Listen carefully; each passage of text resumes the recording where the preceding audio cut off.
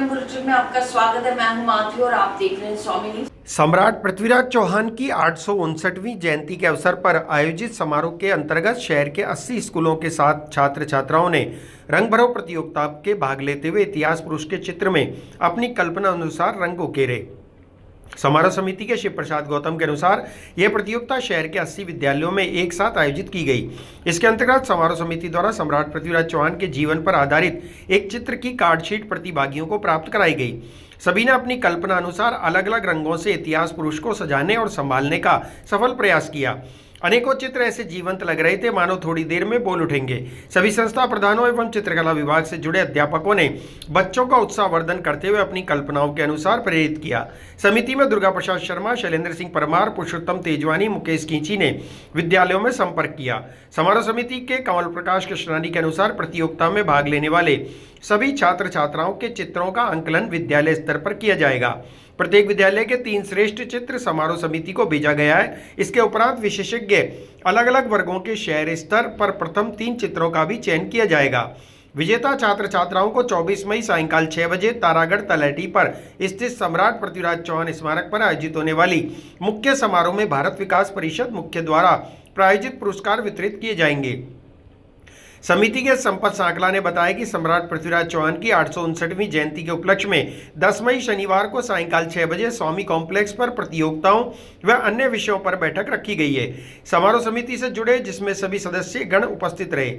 इन सभी कार्यक्रमों के लिए अजमेर विकास प्राधिकरण, नगर निगम, पर्यटन विभाग, भारत विकास परिषद, महर्षि दयानंद सरस्वती, पृथ्वीराज चौहान शोध संस्थान, भारतीय इतिहास संकलन समिति सहित अन्य संस्थाएं अपना सहयोग दे रही हैं। दोबारा सेम बात बोलनी जी सर।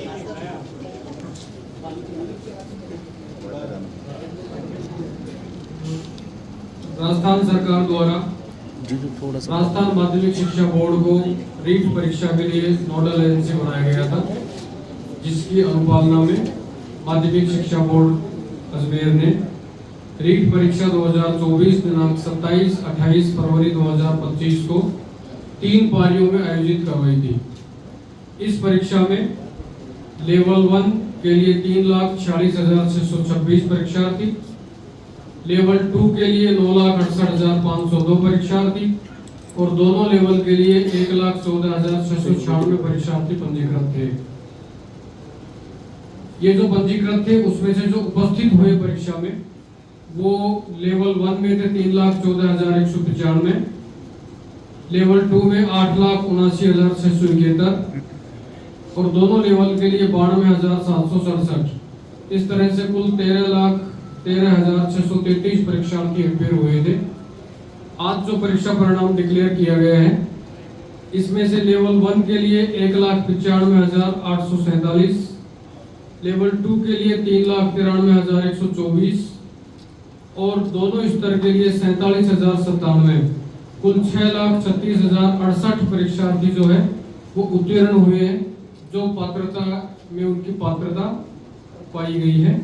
जो एक कुल प्रतिशत है ये 48.42% है, अर्थात जो लेवल 1 में 62.33%, लेवल 2 के लिए 44.69% और दोनों लेवल के लिए 50.77% परीक्षार्थी उत्तीर्ण हुए हैं। मैं उन सभी को बहुत बहुत बधाई देता हूँ, शुभकामनाएं देता हूँ। और जो माध्यमिक शिक्षा बोर्ड की हमारी जो टीम थी, जिन्होंने अथक परिश्रम करके न केवल पूरी परीक्षा को पूरी सैंक्टिटी के साथ, पूरी शिद्दत के साथ आयोजित करवाया, बल्कि सही समय के ऊपर परिणाम भी घोषित किया। तो माध्यमिक शिक्षा बोर्ड की मैं हमारी जो पूरी टीम है उनको भी हार्दिक बधाई और शुभकामनाएं देता हूँ। कैसे पता चला? भैया ये दो जने आए थे, मैं और मेरा भाई यहाँ पे बैठते हैं। तो भाई मैं क्या किसी के डेथ पे गया था, तो भाई अकेला बैठा था और अकेला देख के 2 जनों ने, वो 2 बुजुर्ग थे, तो उन्होंने क्या है कि करीबन 50 साल या 48-50 साल की एज के होंगे वो 2 जने, और है ना यहाँ पे आए तो उनको बोला कि ये वाला सेट दिखाओ, ये वाला सेट दिखाओ। एक ताबीज लिया पहले उन्होंने, फिर एक बोले ये वाला सेट दिखाओ, वो वाला सेट दिखाओ, और जबरदस्ती हाथ डालने की कोशिश कर रहे थे डब्बे में। तो हमने क्या है कि उसको दूर भी किया और है ना फिर भाई ने उसको दूर भी किया। उसके बावजूद भी वो बोले थे कि भाई सेट भाई दिखाओ, ये करो वो करो।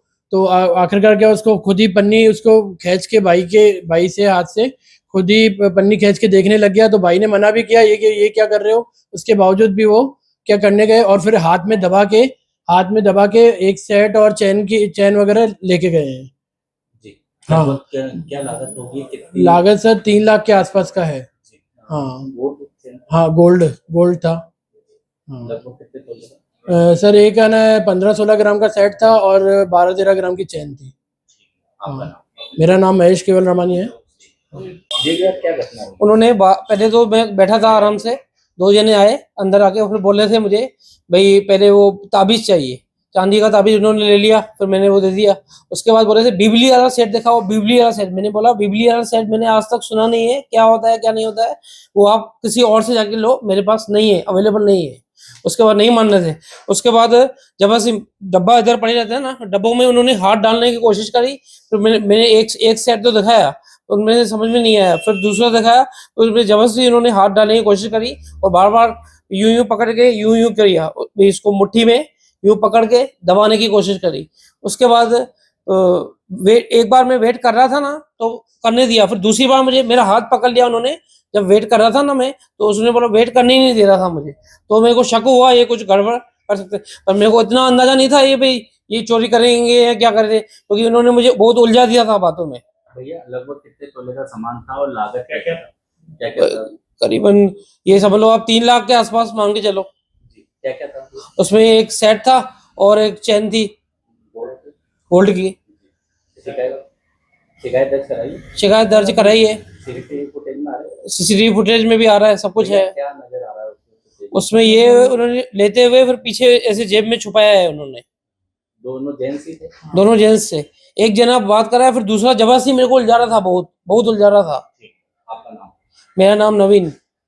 हम खानपुरा से आए हैं पानी के बिल के बाबत। पानी का बिल आ रहा है किसी के 48,000 का, किसी का 24,000 का, किसी का 12,000 का, किसी का 20,000 का। अगर इनको जोड़ा जावे 110 रुपये महीने का बिल आता है, 110 से 12 महीने के 1500 रुपये लगभग होते हैं। 1500 रुपये का बिल और 10 साल के 15,000 रुपये हुए, क्या 20-22 साल के बिल ही नहीं आए क्या? इतने सालों तक बिल नहीं आए तो प्रशासन पानी जलदाय विभाग वालों को कनेक्शन बंद कर देना चाहिए था। 1-2 महीने का इंतजार करके, 2-4 महीने का इंतजार करके पानी आता ही नहीं था। पानी बिल कहाँ से भरेगा आदमी? टैंकर डलवाते हैं, 200-200, 100-100 रुपये का टैंकर चलवाना पड़ता है। हम कलेक्टर साहब से आए मिलने के लिए, भाई हमारा 18,000 का बिल, किसी का 22,000 का, किसी का 42,000 का पेनल्टी लग के आ रही है, किसी का 1,200 रुपये, किसी का 1,400 रुपये, किसी का 800 रुपये। ये पेनल्टी कौन से हिसाब से लग के आ रही है? इसलिए कलेक्टर साहब को हमने कलेक्टर साहब से मिलकर राहत प्रदान के लिए गुहार लगाई है, भाई क्षेत्रवासियों को राहत मिले। मेरा नाम बाबू भाई खानपुरा। एनसीसी जो है वो देश का सबसे बड़ा संगठन है और इसमें 15 लाख से भी ज़्यादा कैडेट्स में जुड़े हुए हैं। तो जिला प्रशासन का एक प्रयास कि यूथ को किस तरीके से आपात स्थिति में हम ट्रेन करें, उसके द्वारा विभिन्न ट्रेनिंग प्रोग्राम साल भर चलते हैं, लेकिन विशेष ट्रेनिंग प्रोग्राम आज जिला प्रशासन के द्वारा सिविल डिफेंस टीम हमारे कॉलेज में 2 बार आई। उन्होंने सुबह भी 2 घंटे की ट्रेनिंग हमें दी और शाम को भी 2 घंटे की ट्रेनिंग हमारे कैडेट्स को दी।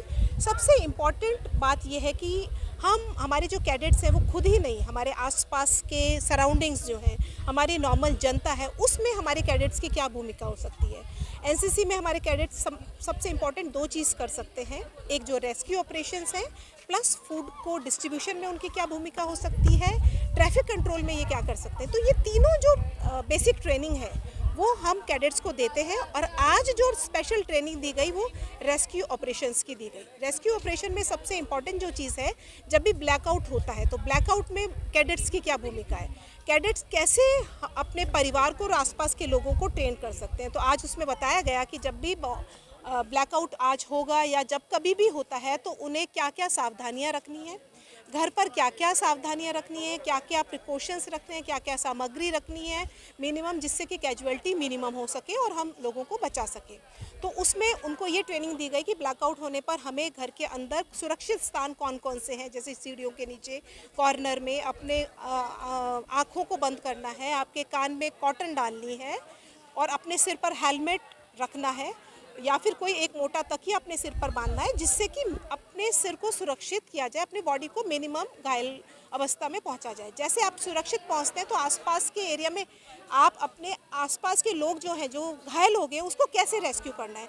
तो डिफरेंट तरह के लिफ्ट्स हैं। ये लिफ्ट्स स्पेशल लिफ्ट्स थे, जिसमें हम ट्रायंगल वाले और टेट्रा वाले लिफ्ट्स हैं और डबल नॉट वाला जो लिफ्ट है, उनसे हम घायलों को कैसे कम एनर्जी के साथ ले जा सकते हैं, वो सारी ट्रेनिंग कैडेट्स को दी गई। इसके अलावा फर्स्ट एड कैसे करना है, घायल के सिर पर पट्टी कैसे बांधनी है, ब्लड के प्रेशर्स को कैसे रोकना है, हड्डी टूटी है, हाथ की हड्डी टूटी है तो उसे कैसे करना है, सारे तरह के जो ट्रेनिंग, बेसिक ट्रेनिंग है। आज 4 घंटे की हमारे यहाँ पूरे कॉलेज में पूरे दिन चली है। 2 घंटे की ट्रेनिंग सुबह हुई, 2 घंटे की ट्रेनिंग शाम को हुई। और हमारे जो 400 कैडेट्स हैं, 400 कैडेट्स ने इसमें पार्टिसिपेट किया है और एनसीसी के जो वॉलंटियर्स हैं उन्होंने इसमें पार्टिसिपेट किया है। और उनको ट्रेनिंग के साथ साथ उन्होंने सारी चीज़ें खुद करके देखी हैं। और इसी आशा के साथ जो आगे आने वाली स्थितियां हैं उसमें हमारे कैडेट्स अपनी पूरी भूमिका निभाएंगे और देश के निर्माण में अपना योगदान देंगे, जिसके लिए ये हर साल ट्रेनिंग लेते हैं। Thank you. मैं लेफ्टिनेंट मीनाक्षी गहलोत। आज जिला प्रशासन के निर्देशन में एक मॉक ड्रिल का आयोजन किया गया। मॉक ड्रिल में आपातकाल में कैसे सुरक्षा के उपाय के साथ हम अधिक से अधिक संख्या में लोगों का बचाव कर सकते हैं, इसकी जानकारी दी गई। सिविल डिफेंस के बहुत बड़ी टीम जिसके टीम लीडर अंतिमा मैडम थी, उन्होंने बच्चों को रेस्क्यू ऑपरेशन सिखाया। आग लगने पर क्या उपाय कर सकते हैं इसके विषय में बताया गया। इसके अतिरिक्त ऊपर से बहुमंजिली इमारतों से जो संसाधन उपलब्ध हैं उनसे कैसे स्ट्रेचर बना सकें, कैसे रस्सियों के द्वारा, कपड़ों के द्वारा, साड़ियों के द्वारा हम उपाय कर सकते हैं और अधिक से अधिक संख्या में लोगों को बचा सकते हैं, इसकी बहुत अच्छी जानकारी दी गई। हूटर के बजने पर जो भी बच्चे थे उसमें से कुछ कैजुअल्टी थी और बाकी बच्चे, उनको बचाने में डिफरेंट जो ट्रेनिंग थी उनको करके दिखाया और ये काफ़ी सक्सेसफुल रहा। इस पूरे मॉक ड्रिल में हमारे वाइस प्रिंसिपल डॉक्टर अनिल दादी जी शामिल थे, प्लस हमारी डॉक्टर मीनाक्षी मैडम भी थी और जितेंद्र मारोठिया साहब ने भी मार्गदर्शन किया। Thank you. मैं लेफ्टिनेंट विनय कुमार, 2 राज नेवल यूनिट से हूँ। जानकारियां दी गई हैं। देखिए, जैसे अभी माहौल चल रहा है और अभी जो आपात स्थिति बनी हुई है उसको देखते हुए सभी स्कूलों, कॉलेजों में और पब्लिक प्लेसेस में हम लोग कर रहे हैं। बचाव के तरीकों का अभी ट्रेनिंग इसकी दी जा रही है और आज उसी सिलसिले में हम लोग 3-4 स्कूलों में कर रहे हैं। अभी आपके सामने जवाहर स्कूल में हम लोग ये कैंप कर रहे हैं।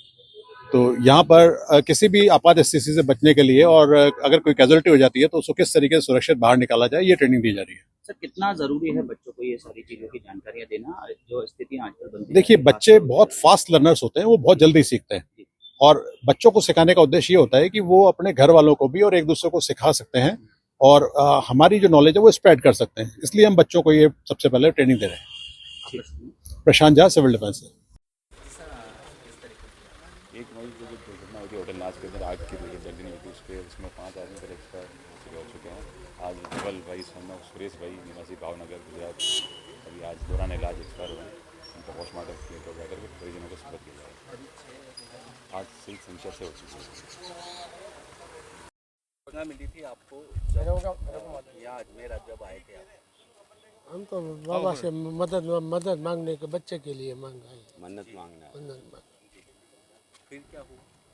फिर ये होटल में ठहरा था, वो ऐसे हादसा हो गया। बाकी मैं तो पुष्कर में था, वो लोग पहले आ गए थे, बराबर।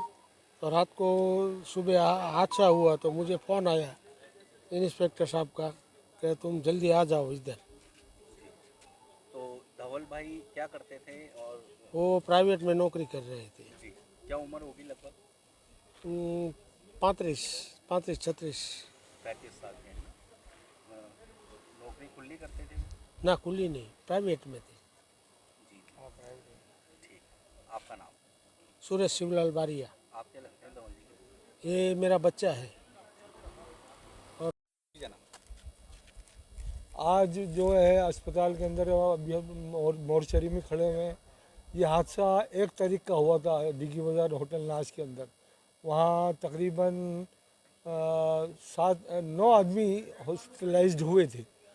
तो उसी जिसके अंदर 2 आदमी तो डिस्चार्ज हो गए थे, बाकी 7 आदमी तो यहाँ पर एडमिट हुए थे विक्टोरिया हॉस्पिटल, उनका इलाज चल रहा था।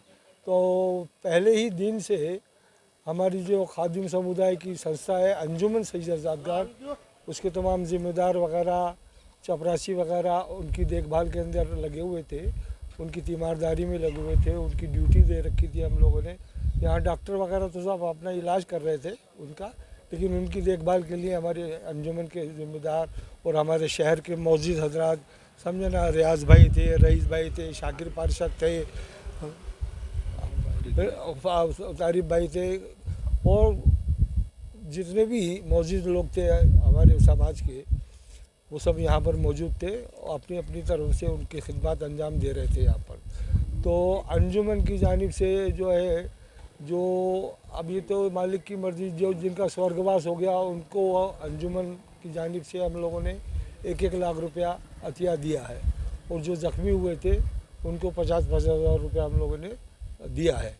अभी घोषित तो किया, लेकिन अब हम दे देंगे क्योंकि पैसा देने के अंदर जो आपका जो प्रोसेस है, वो प्रोसेस को मुकम्मल होने के बाद उनको पैसा दे दिया जाएगा चेक के द्वारा। आज सुरेश जी के जो लड़के थे डोभाल साहब, डबल साहब, सुरेश जी के गुजरात के रहने वाले थे, उनका स्वर्गवास हो गया। तो उनका जो उनकी डेड बॉडी हमारी अंजुमन की जानिब से गुजरात भेजने का हम लोगों ने इंतज़ाम किया है एम्बुलेंस के ज़रिए। और जो इससे पहले भी जो इनकी बहू की जी डेड बॉडी भी अंजुमन ने भिजवा दी थी।